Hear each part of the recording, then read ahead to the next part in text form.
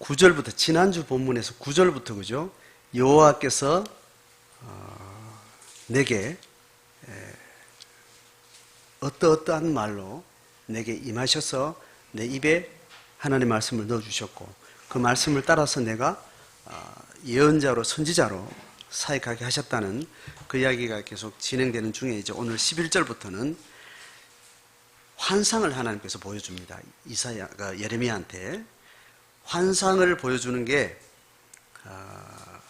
두 가지를 보여줘. 두 가지 보여주면서 뭐를 받느냐 하니까 이것 받고 저것 받습니다. 그러니까 하나님은 곧장 이것은 이것을 의미하고 저것은 저것을 의미한다, 이렇게 설명을 하는 게 15절까지예요. 한번 보세요. 11절, 네가 무엇을 보느냐 하니까 뭘 봤어요? 살구나무 가지를 보았다. 자, 그러니까 예수님이 다시 하나님이 바로 즉각 이야기하죠. 여호와께서 내게 이르시되 네가 잘 보았도다. 이는 네가 본 지금 이 살구나무 가지는 이게 뭔 뜻이냐 하면 그 말이겠죠, 그죠? 뭐라고요? 내가 내 말을 지켜 그대로 이루려 함이니라. 자, 살구나무의 뜻이 내가 내 말을 지켜서, 이제 하나님이 예레미야를 통해서 했던 말, 약속, 또 전파라는 그 이야기를 내가 말한 그대로 내 지키겠다는 이야기예요. 그래서 그대로 실행하겠다는 이야기예요. 이거하고 살구나무하고 뭔 상관이 있는지, 지금 우리가 살구나무를 그냥 환상으로 봤다 하는 거하고 하나님이 예언하고 약속하신 바를 그대로 실행하겠다는 그 이야기하고 뭔가 우리 일반적인 우리 시대 정서로는 잘 와닿지 않는데, 학자들은 이렇게 이야기합니다. 살구나무는 지금 우리나라의 이 살구하고 조금 뭐 다른 나무로 가는데 비슷하기는 살구나무라고 이렇게 해서 해석을 살구나무라고 이렇게 번역을 했다 그래요. 근데 이 살구나무는 이스라엘 지방에서 겨울이 지나고 가장 먼저 꽃이 피는 나무라 그래요. 우리나라 기후에서 가장 먼저 꽃이 피는 나무가 무슨 나무죠? 네? 산수유, 매화, 벚꽃, 뭐 다양하게 있네, 그죠? 그건 각자 경험마다 뭐 다르게 이야기할 수 있는데, 우리나라 전통에서는 매화를 항상 그렇게 생각했던 겁니다. 겨울에 어둠과 겨울에 암울한 그 시기를 가장 먼저 꽃이 피어서 봄을 알리는, 그래서 어둠의 기세 가운데 그 작은 꽃을 먼저 틔우는 이렇게 선구자적인 어떤 또 자연의 힘, 이런 것들을 상징해서 매화를 굉장히 품성 좋은 선비의 기운으로 이렇게 동일시해서 사군자에 이렇게 넣게 되죠, 그죠? 그런 걸 봐서는 우리나라 전통적인 어떤 그런 공감되는 매화가 가장 이렇게 빨리 피는 거 아닌가, 이렇게 우리가 추론할 수 있습니다. 그 외에는 우리가 사는 지방마다 매화 없는 데는 산수유가 있고 뭐 벚꽃도 있고 다양하게 있겠죠. 뭐 그러한 예로 살구나무가 예레미야가 사는 그 시대에 아마 가장 먼저 꽃을 피는 작물로 해서 이것이 임박한 어떤 사건을 앞에 두고 있는 것을 표상하는 게 아닌가, 이렇게 학자들은 해석을 해요.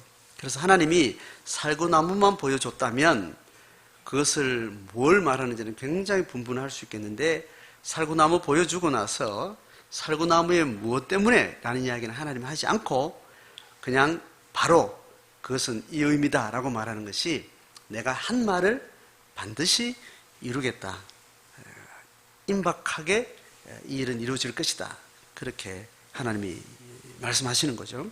그 다음 두 번째 본 걸 이야기하는데, 13절에 내가 무엇을 보느냐 하니까 뭘 본 거예요?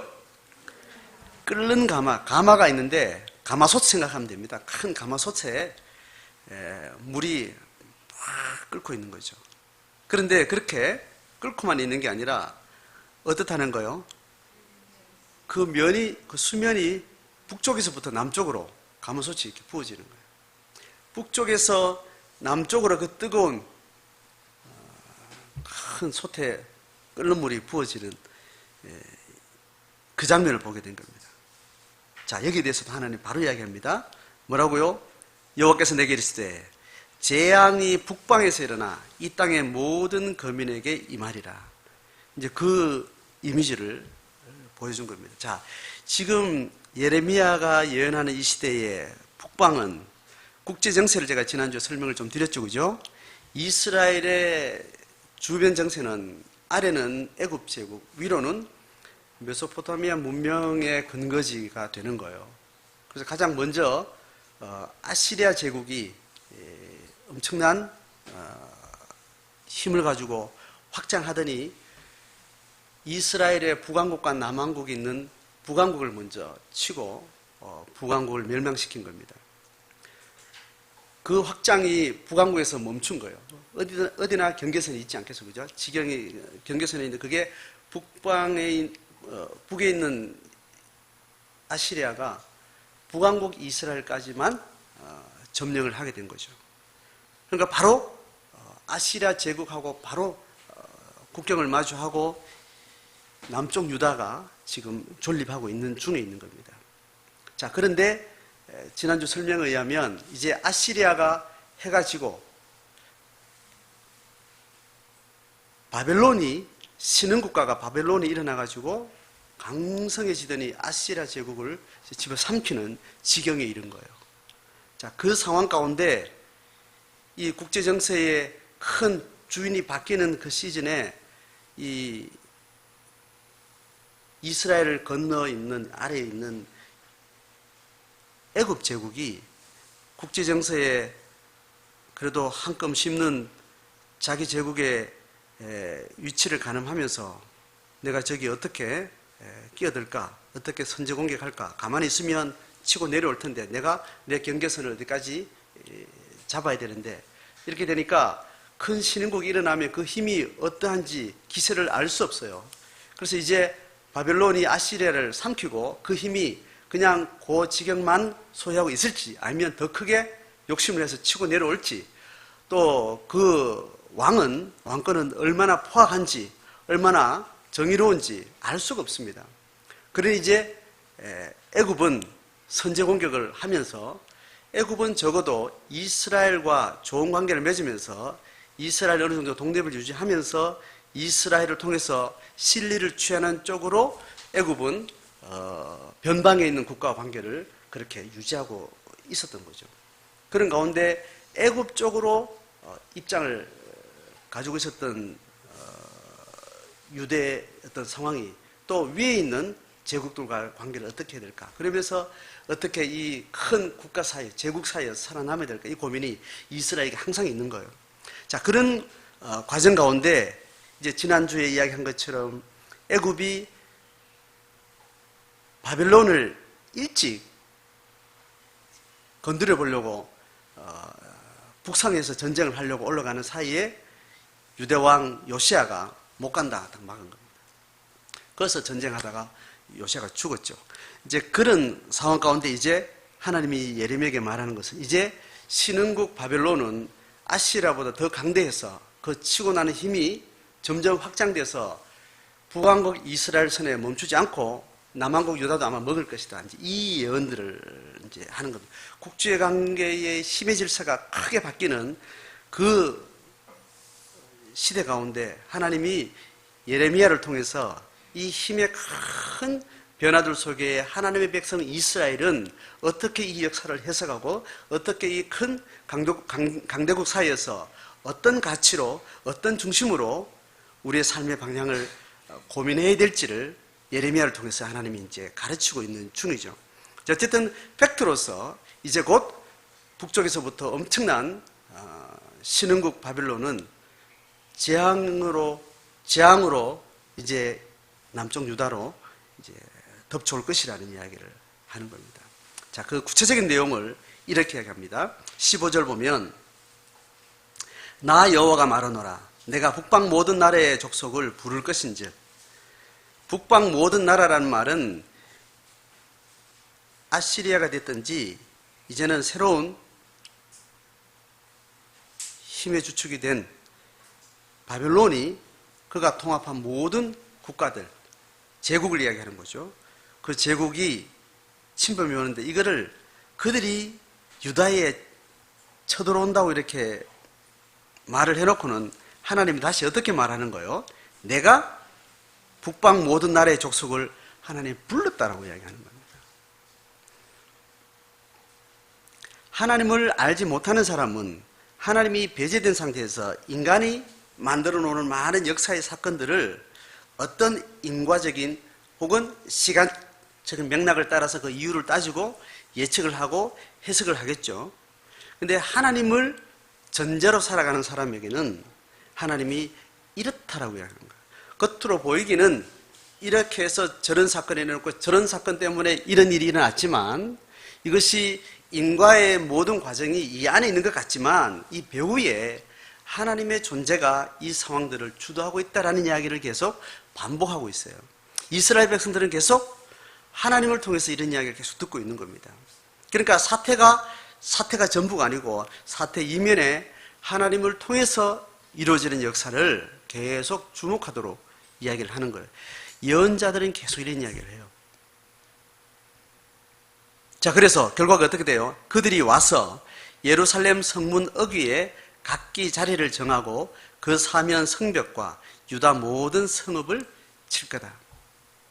엄청난 이야기를 하는 겁니다. 수백 년 동안 이스라엘은 이 강대국의 틈바귀 속에서 이리저리 구르면서 이리저리 사건 속에서 긴 세월 동안 살아남은 이게 대단한 역사예요.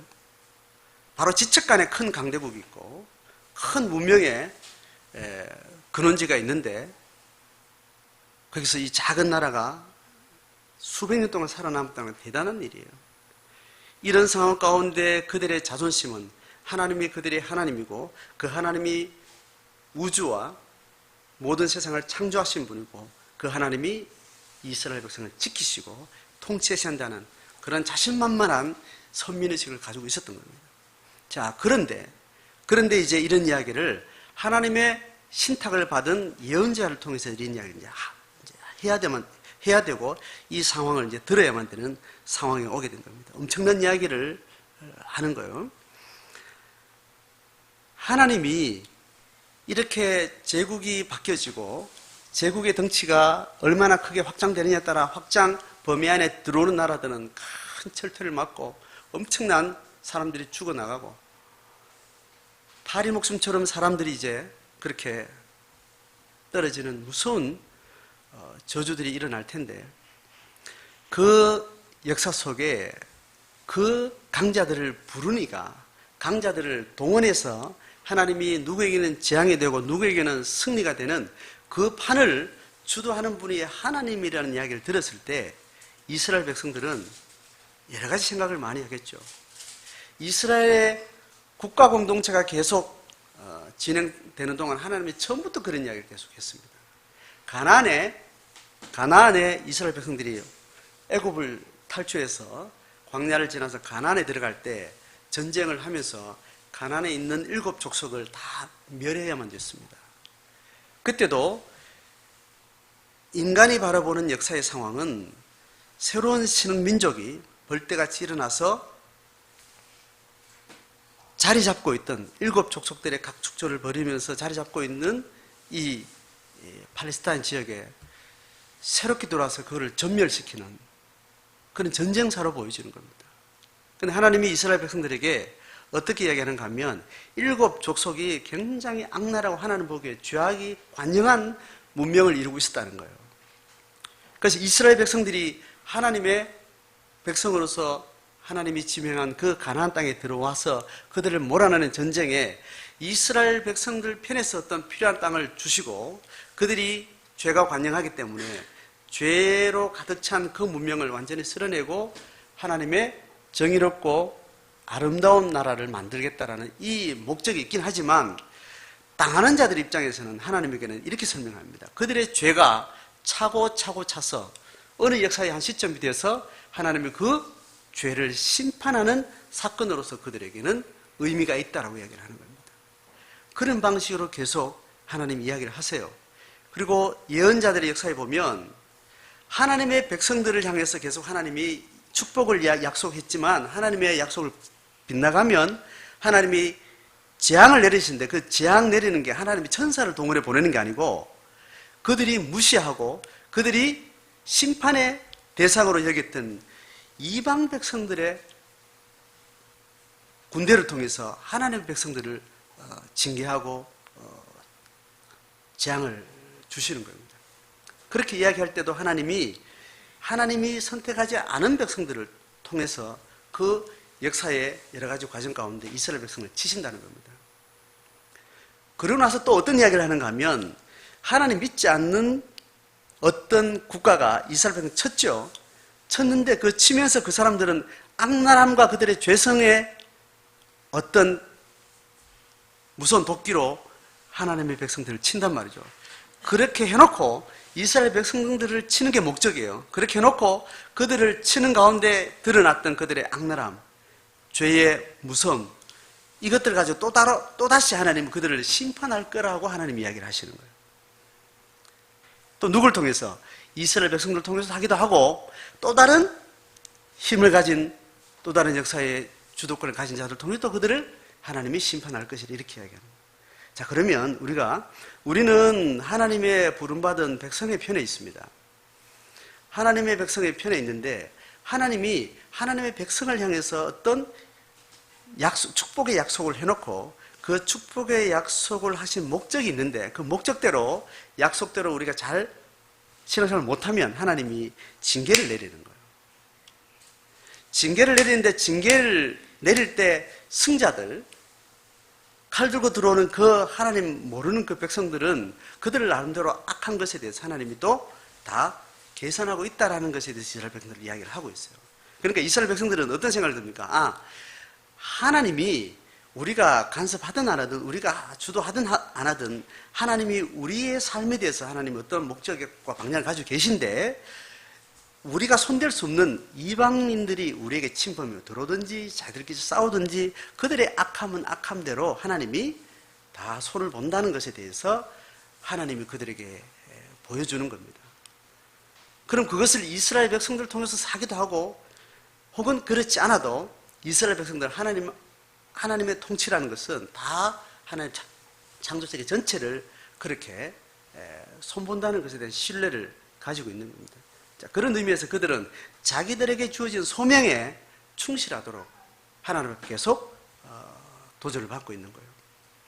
자, 그렇게 해서 우리가 이 이스라엘 백성들의 역사 속에 이스라엘 백성들은 곧 하나님 앞에 부름받은 백성들이 어떤 방식으로 세상을 이해하고 어떤 방식으로 세상에 승하는 자와 패하는 자 사이에 재앙을 가하는 자와 재앙에 고통을 당하는 자들 사이에서 이것을 어떻게 받아들여야 될지에 대한 생각들이 계속 훈련이 되는 거겠죠.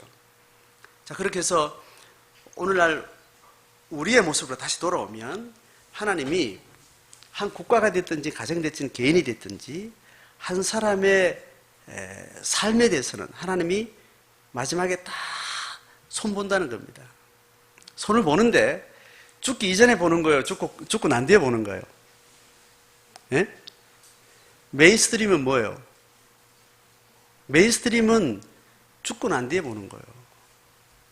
하나님이 죽기 전에 하나님의 심판의 어떤 증거로서 어떤 심판을 당하고 재앙을 당하는 것은 이거는 본 게임이에요. 이거는 시청각 교제예요. 시청각 교제입니다. 믿는 사람이나 믿지 아니하는 사람이나 하나님이 그가 살았던 삶 그대로 하나님이 심판하신다. 하나님 다 끝까지 손을 보신다 하는 것은 죽음 이후에 예수님의 재림 이후에 하는 이야기예요. 그러니까 악한 사람이 동일한 악한 사람이 A와 B가 있는데 악한 사람이 죽기 전에 A는 심판의 칼을 맞을 수도 있고 B는 심판의 칼을 맞지 않을 수도 있는 거예요. 같은 조건일 때 둘 다 악했는데 심판의 칼을 물리적인 어떤 혼적인 심판을 받는 사람하고 심판을 받지 않고 악한 대로 잘 살아가는 것하고 하나님의 최종 심판의 큰 장에서는 누가 더 복된 걸까요? 심판을 경험한 사람이에요? 경험하지 않는 사람이에요? 예? 같은 조건이라면 경험한 사람이 하나님의 기회를 주시는 거예요. 자, 이 이야기를 제가 여러 번 이야기하죠.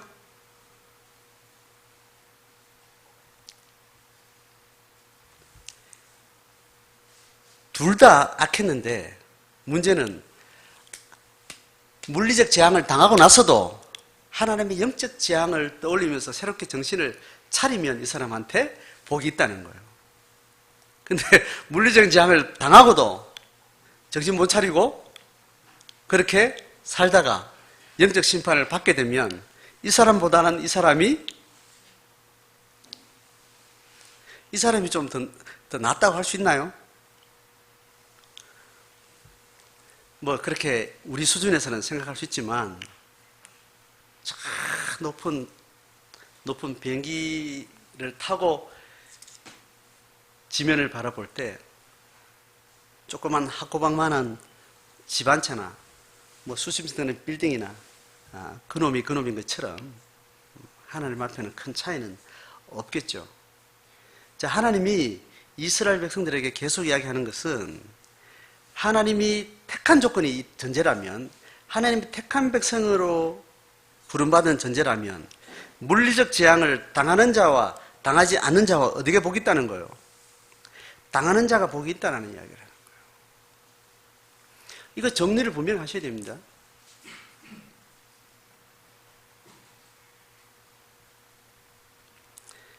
자, 이스라엘 백성들이 이제 어느 시대에는 하나님이 계속 기회를 주는 겁니다.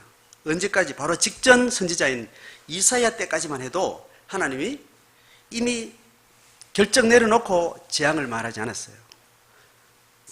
조금만 넘어서면 너 바로 재앙이다. 조금만 넘어서면 저는 빨리 정신 차려. 그 마지막에 이사야 때까지 끝이 났었어요. 이제 그 시기가 이제 지나고 다음 타자 예레미야 때 와서는 이제는 기회는 끝났다라고 하나님이 결정해놓고 이제 예언을 시작하는 거예요. 하나님이 운행하시는 모든 인류 역사의 운행의 섭리는 하나님이 재앙을 예언하는 겁니다. 그 재앙의 예언으로 듣고 영감이 발동해서 영적 재앙 앞에 정신을 새롭게 차리면 그 물리적 재앙이라는 것은 하나님 앞에 축복의 기회가 되는 거예요.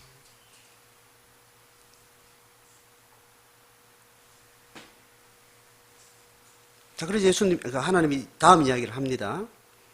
왜 이렇게 내가 북방으로부터 끓는 물이 쏟아져서 이 재앙이 이스라엘 유다에 임하게 됐는가 하면 16절을 같이 읽습니다. 시작. 무리가 나를 버리고 다른 신들에게 분향하며 자기 손으로 만 것에 절하였은즉 내가 나의 심판을 베풀어서 그들의 모든 죄악을 징계하리라. 제가 지금 타이핑한 게 좀 번역서가 조금 달라서 조금 다른 겁니다. 내용은 동일합니다. 자, 이유가 뭐예요? 무리가 누구예요? 이스라엘 국가 공동체 전체를 이야기하는 겁니다. 하나님의 백성들의 무리가 어떻게 했다요? 하나님을 버리고 다른 신들에게 분향하며 그 다른 신들이 어떤 거예요? 자기 손으로 만든 것이에요. 저런 겁니다. 자, 여기에 대해서 하나님이 심판을 베풀어서 징계를 하는 겁니다. 신약에 이건 아주 너무나 쉬운 해석을 합니다. 하나님이 진짜 자기 아들이라면 그 아들을 훈계하기 위해서 반드시 징계를 해서 바른 길로 이끈다는 겁니다. 그러니까 징계가 있는 것이 하나님의 아들됨의 증거다. 그러니까 징계가 있는 것이 하나님 우리를 사랑하시는 증거다. 징계를 당하는 것이 하나님의 백성에게는 축복이다. 이렇게 신약에서는 바로 즉각적으로 이야기를 하죠. 그래서 매 맞는 것에 대해서 우리의 낡은 육신이 하나님의 징계로 매 맞는 것에 대해서 하나님 우리의 영은 굉장히 새로운 활력을 받는 겁니다. 내가 내 안에 있는 어둠과 죄성을 짓밟으려면 너무너무 힘들어. 안 돼. 그런데 하나님이 어떤 상황을 통해서 내 낡은 육신의 거짓된 모습을 계속 징계를 하고 또 새롭게 자각을 주고 새롭게 도전할 때 이것은 내 영의 새로운 소생을 전제하는 거예요. 반증하는 거예요. 그래서 영으로 주의 매맞음이 우리가 얼마나 귀하고 아름다운고 얼마나 이게 하나님의 큰 사랑인고 이 두 가지를 함께 다루지 않고 우리가 하나님 앞에 받는 영의 축복만을 계속 이야기하는 건 굉장히 사단의 거짓된 이야기입니다. 오늘도 하나님 나와 함께 하셔서 이러면서 말씀하셨어. 하나님의 사랑이 얼마나 내한테는 달콤한지. 이렇게 해서 하면서 이제 이런 이야기를 자꾸 이렇게 할 때 굉장히 주의해야 됩니다. 그보다 더 선명한 건 뭐냐면 내 육신의 죄성에 계속 어떤 짓궂은 사건들이 계속 일어나는 인간적으로는 그냥 서글프고 처절하고 쪽팔리고 우사스럽고 좌절되고 이런 일들이 있는 것이 하나님의 영에 집중할 수 있도록 하나님이 약속하신 육신의 소욕을 등지고 성령의 소욕 앞에 더 집중할 수 있는 축복의 사건이라는 거예요.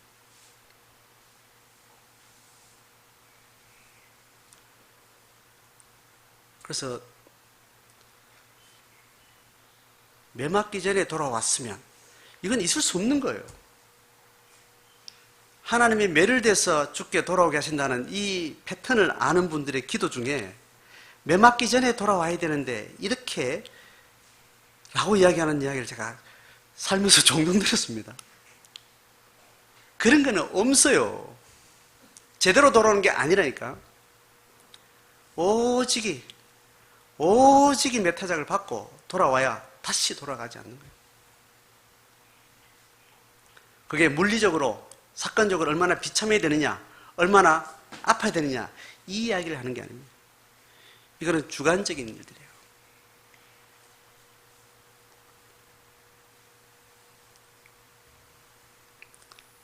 하나님의 심판을 통해서 이스라엘 백성을 징계하는 것은 여전히 이스라엘 백성들을 통해서 이스라엘 국가 공동체를 통해서 패망한 나라를 통해서 하나님의 새 역사를 끝까지 완성하겠다는 하나님의 의지예요. 모세를 리더십으로 하나님이 광야를 지날 때 하나님 한번 이 판을 바꾸려고 했던 적이 있어요. 금송아지 사건 그 어간에 하나님이 모세한테 이렇게 이야기했습니다. 내가 아브라함을 불러가지고 아브라함의 한 사람의 허리에서 나오는 그 생물학적 후손을 통해서 내가 국가를 이루어서 하나님의 구원 역사에 주체로 내가 쓰겠다고 이렇게 쭉 진행해서 어느 시기가 끝나고 애굽에 처해 있는 시기가 끝나고 이제 국가 교회가 되기 위해서 이제 오는 중에 그들의 죄가 워낙 지독해서 하나님이 비인 거예요. 하나님이 모세한테 말하기를 내가 이 종자들을 다 싹 쓸고 내가 네 한 사람을 처음부터 다시 불러가지고 네가 낳는 자손들부터 내가 처음부터 세파를 짜야 되겠다 이 이야기를 한 적이 있어요. 거기에 하나는 안 됩니다 하고 중보기도를 했던 적이 있습니다. 그럴 정도로 이스라엘 500년 역사는 하나님이 기다리고 대부분의 역사가 배반의 역사였습니다. 근데 하나님이 그 세월이 아까워서 아마 안 그랬던 것 같아요. 500년 세월이 아까워서 이스라엘 백성들을 국가적으로 망하게 하고 이제 영적 공동체를 새롭게 하나님 디자인해서 모든 열방을 향해서 하나님의 복음이 완성되는 계획을 지금 실행하고 있는 과정이기 때문에 이들에게 임한 심판과와 제약의 징계는 하나님이 여전히 그를 향해서 하나님이 뜻하신 것을 포기하지 않겠다는 이야기예요.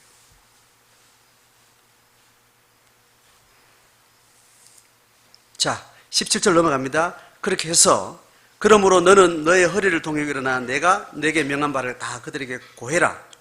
자, 내 말 다 듣고 이제 이스라엘 백성들한테 이제 네가 이야기를 이제 해야 된다. 이스라엘 백성 전체하고 국가 공동체 전체하고 예레미야가 일대 국가 단위로 지금 하나님 이야기를 이렇게 전해야 되는 그런 그림이 이제 생길 겁니다. 자, 그때 어떻게 이야기하는가 하면 그들을 인하여 두려워 말라. 내가 너로 그들 앞에서 두려움을 당하게 할까 하노라. 두려워하지 말라고 이야기하고 그 두려움에 대해서 내가 책임지겠다고 하나님 말씀하세요. 보세요. 18절 같이 읽습니다. 시작. 보라, 내가 오늘날 너로 그 온 땅과 유다 왕들과 그 족장들과 그 제사장들과 그 땅 백성 앞에, 예, 누구 앞에요? 유다 왕들. 자, 유다 왕들, 유다 왕이 지금 한 사람인데 유다 왕들이라는 말은 앞에 있었던 모든 왕들을 싸잡아서 이제 예언의 대상으로 삼겠다는 거예요. 또 그 왕 휘하에 있는 족장들, 그리고 종교 지도자들, 제사장들, 또 그 모든 하나님의 백성들을 향해서 그 앞에 설 텐데 서서 하나님이 재앙을 이야기한다는 거예요. 그런데 이 이스라엘 공동체는 이러한 물리적인 재앙이 하나님에 의해서 있을 것이라고 상상을 하고 있어요, 안 하고 있어요? 우려를 하고 있어요, 안 하고 있어요? 그런 일은 절대 없다고 믿는 거예요. 그런 적도 없었고 그럴 뻔한 일이 있었는지 모르겠지만 그런 일은 없을 거라고 믿고 있는 거예요. 그들 앞에 이제 한 사람을 그렇게 보내는데 그 두려움이라는 것은 이제 그들의 적대적인 그 반응 앞에 이제 체험을 하게 되겠죠. 자, 그들 앞에 한 사람을 하나님께서 어떻게 세웠는지 말하는데 견고한 성읍이라고 그러고 쇠기둥이라고 말하고 놋성벽이 되겠다. 절대로 무너지지 않는 성벽. 그러한 존재로 내가 너를 세웠다라고. 그들이 너를 치지만 절대 이기지 못할 거다. 왜냐하면 19절 하반절에 이는 내가 너와 함께하고 내가 너를 구원할 거기 때문이다. 자, 하나님이 이런 약속은 우리는 하도 들어서 귀에 딱지가 앉았죠. 근데 이 예레미야가 맞서야 되는 대상들이 누군가 하면 보세요. 이방인들이에요, 이스라엘 백성들이에요. 하나님의 백성들에게 이야기하는 거예요. 여러분, 하나님의 이름을 들먹이는 사람이 이방인들 보고 하나님의 이름을 조건으로 뭔가를 말하는 것이 이건 다 이게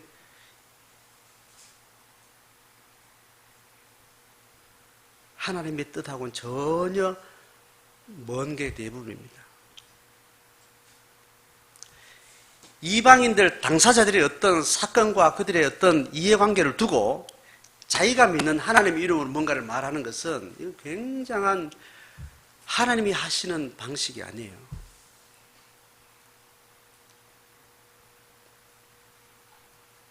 그 말은 굉장히 어리석은 짓이고 하나님 뜻하고 거리가 멀고 하나님 뜻을 이루는 것과 상관없이 자기의 어떤 목적과 관계되는 그런 일들에 대부분 연결이 됩니다. 하나님이 특별히 저주를 이야기하고 특별히 재앙을 이야기할 때 다 누구를 재앙하는가 하면 그들의 백성들을 향해서 그래요. 성경에서 이야기하는 모든 재앙과 저주의 전조들은 다 누구를 재앙하는가 하면 하나님을 시인하는 사람, 하나님을 전조로 살아가는 사람, 하나님의 백성이라고 자인하는 자들을 향해서 말하고 있는 거예요.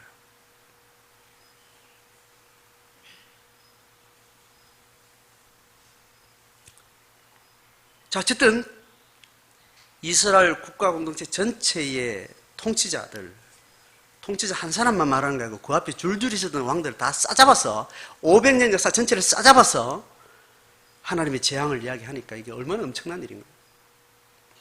그리고 실제 그 하부 구조에 있는 실력자들, 바로 내게 칼을 들이대고 총을 들이대고 나를 수갑채워서 감옥에도 쳐놓고 내 생사 여탈권을 그대로 좌지우지할 수 있는 사람들, 그 사람들을 향해서, 그리고 하나님을 향해서 철저하게 하나님의 사람이라고 하나님의 이름을 대변하고 있는 그 종교 지도자들, 제사장들, 그리고 뭇백성들 모두를 향해서 재앙을 이야기하는 거예요.